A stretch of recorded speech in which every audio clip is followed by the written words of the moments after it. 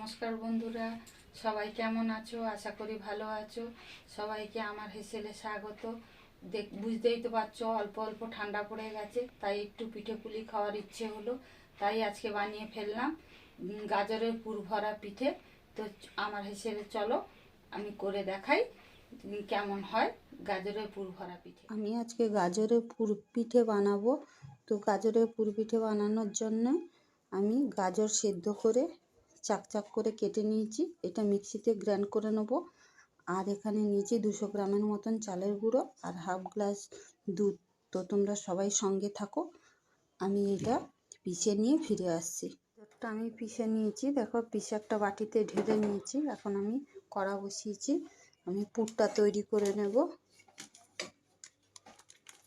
পুরটা তৈরি করার জন্য প্রথমে একটু মাখন দিয়ে দেব।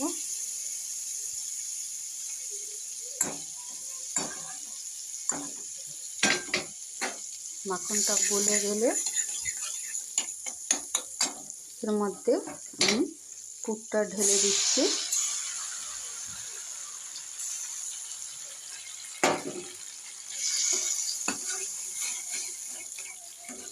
পুরটাকে সুন্দর করে একটু ভাজা ভাজা করে নিতে হবে।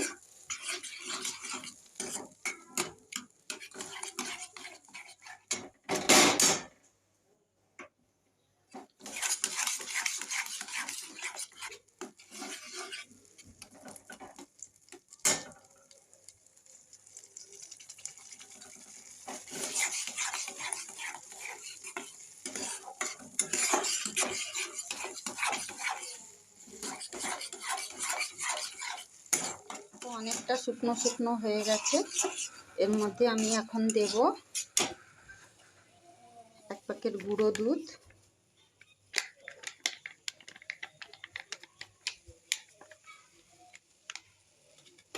আর দেব পরিমাণ মতো চিনি।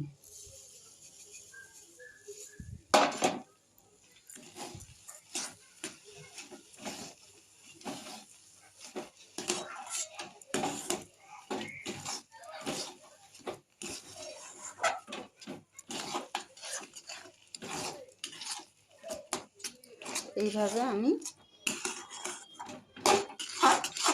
পুরো পুরটা শুকনো শুকনো হয়ে গেলে চিনিটা দিয়েছি, যার জন্য আবার একটু নরম হয়ে গেল।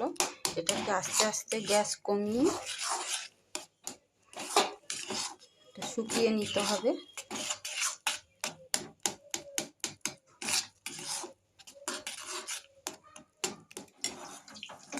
দেখো আমার পুরটা পুরোপুরি রেডি হয়ে গেছে, টেনে শুকনো শুকনো হয়ে গেছে। এখন আমি এইটাকে গ্যাসটা অফ করে দেব, একটু ঠান্ডা হওয়ার জন্য রেখে দেব।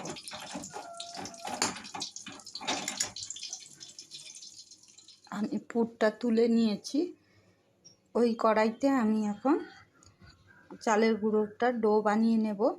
তার জন্য আমি দিয়ে দিচ্ছি পরিমাণ মতন দুধ। পুরোটা দেব না, অল্প দেব, যদি মনে হয় আর লাগবে তাহলে দেব। চালের গুঁড়োটা দিয়ে দিচ্ছি, পুরোটা দিচ্ছি না, অল্প অল্প করে দেব।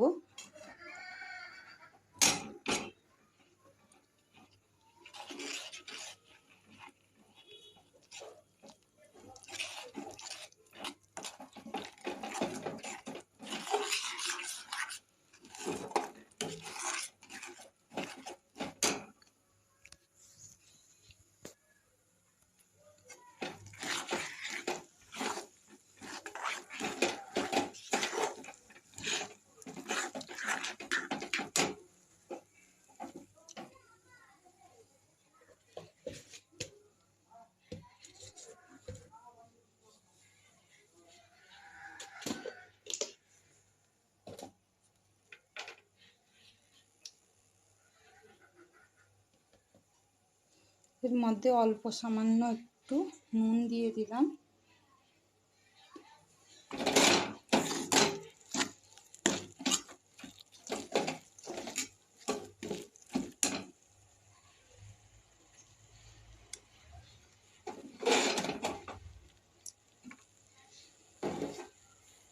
আর একটু গুঁড়ি লাগবে।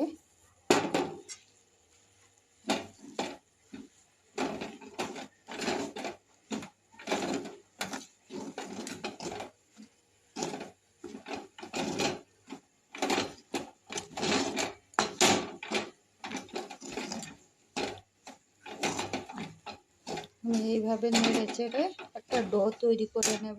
দেখো আমি চালের গুঁড়োটাকে ঠেসে একদম আটার মতন করে একটা ডো বানিয়ে নিয়েছি। বেশ সুন্দর নরমও হয়েছে, দেখো কত সুন্দর নরম হয়েছে। এটাকে আমি এখন পিঠের আকারে বানিয়ে নেব। আমার ওই মাখাটার মধ্যে 4টে ডো হয়েছে। এইটাকে আমি পিঠেটা শেপ দিয়ে নেব।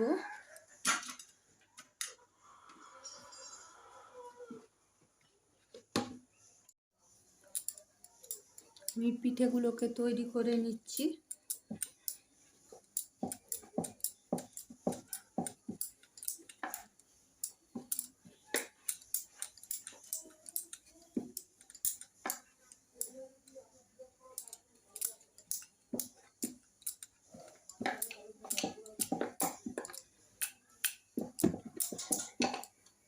একদিকে চওড়া একদিকে সরু করে করতে হবে।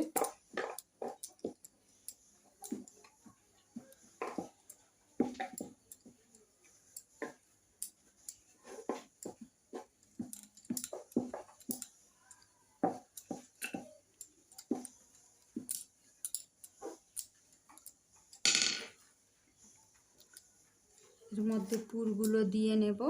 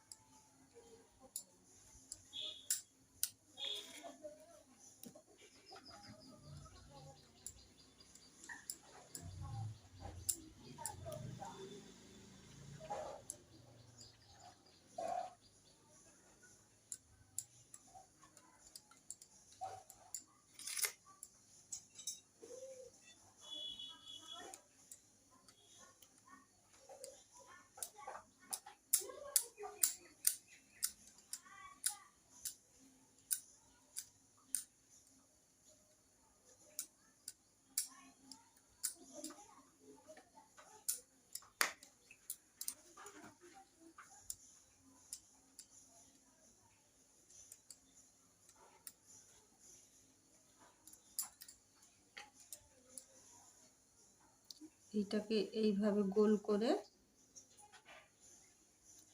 মুড়ে নেব।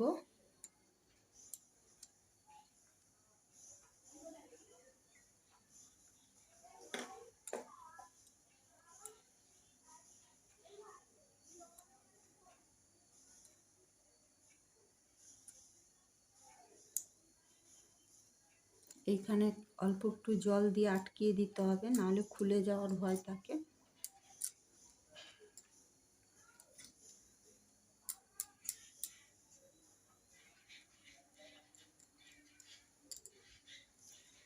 আর এই সাইডটাকে মুড়ে দিলাম ভেতর দিকে।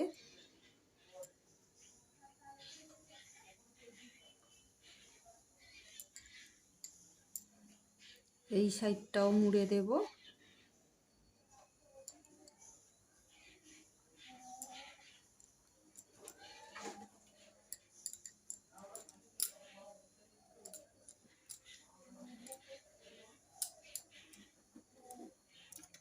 এইবারে ছুরি দিয়ে ছোট ছোট করে কেটে নেব।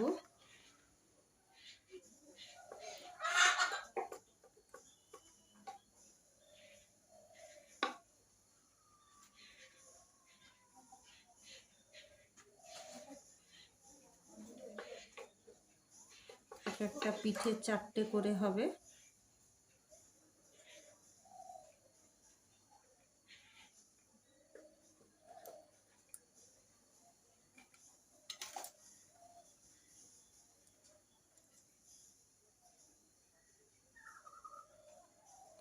দেখো কেমন হচ্ছে।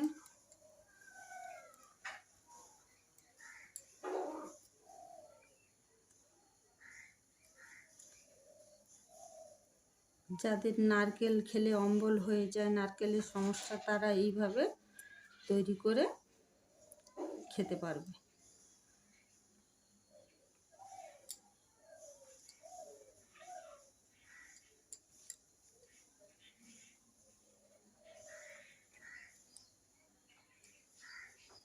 এইভাবে আমি সবকটা পিঠে বানিয়ে নেব। দেখো লেয়ারটা কত সুন্দর এসছে।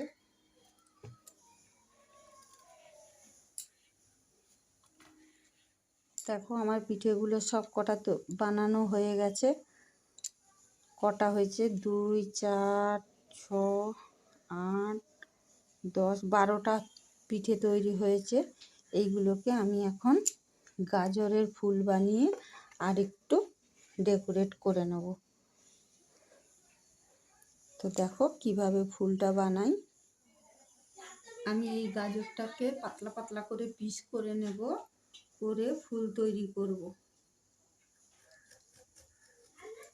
এইভাবে পাতলা পাতলা করে পিস তৈরি করে নেব। আমি গাজরটা ধুয়ে ছাড়িয়ে নিয়েছিলাম। যতটা পাতলা করা যায় ততটাই ভালো হবে। দেখো একটা করে তোমাদের দেখাই। এই 4টে পিস এক জায়গায় করে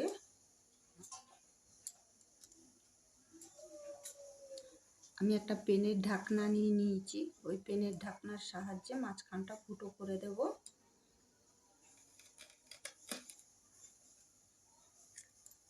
দেখো পুরো ফুটো হয়ে গেছে এপার থেকে ওপার। আর এই পিসটাকে এইভাবে ভাঁজ করে ছোট্ট ছোট্ট করে মুড়ে একটা ফুল তৈরি করে নেব।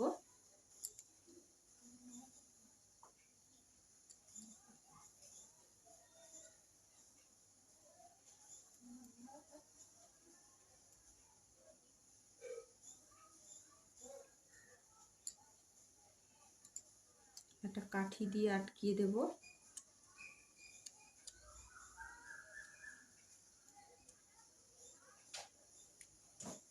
দেখো সুন্দর আটকে গেছে। যতটুকু প্রয়োজন ততটা, বাদ বাকি কাঠিটা আমি ভেঙে নেব। এইভাবে আমি পিঠেগুলোকে একটু সাজিয়ে নেব। এইভাবে সবকটা ফুল বানিয়ে আমি পিঠেগুলোকে আমি পিঠেগুলো সবকটা সাজিয়ে নিয়েছি। এবার আমি এইগুলোকে এখন সেদ্ধ করে নেব।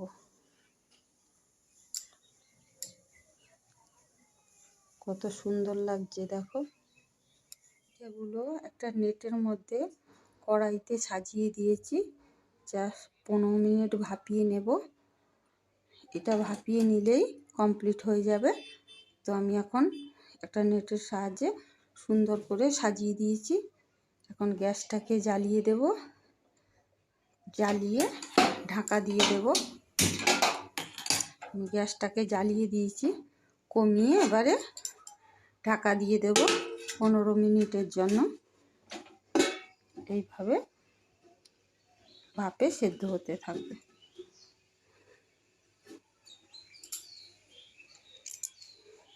15 মিনিট পরে খুলে 15 মিনিট হয়ে গেছে। আমি ঢাকনাটাকে খুলে দেখব।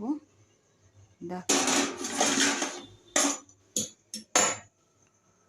হয়ে গেছে।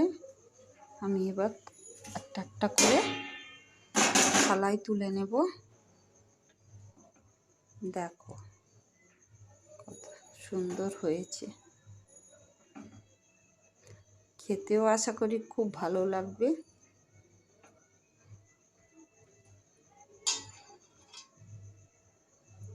একটা একটা করে সব কটা তুলে নেব। এখনো গরম খুব।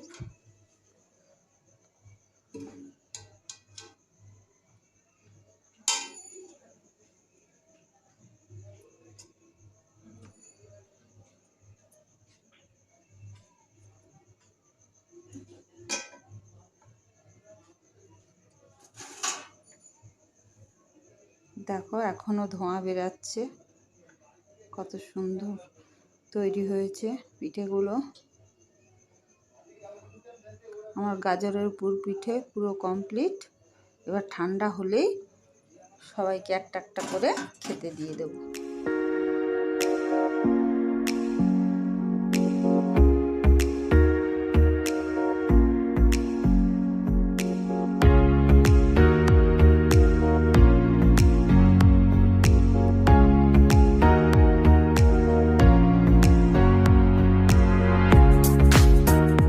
আজকের রেসিপি তোমরা বাড়িতে সবাই নতুনত্ব একটু ট্রাই করে দেখতে পারো, শীতের আমেজে কেমন লাগে খেতে। তো তাই ভিডিওটা যদি ভালো লাগে লাইক সাবস্ক্রাইব সবাই মিলে করে দিও, পাশে থাকা বেল আইকনটাও বাজিয়ে দিও। সবাই বন্ধু হয়ে আমার পাশে থেকো। তো এর পরের ভিডিওতে তোমাদের সাথে দেখা হচ্ছে। সবাই ভালো থেকো, সুস্থ থেকো।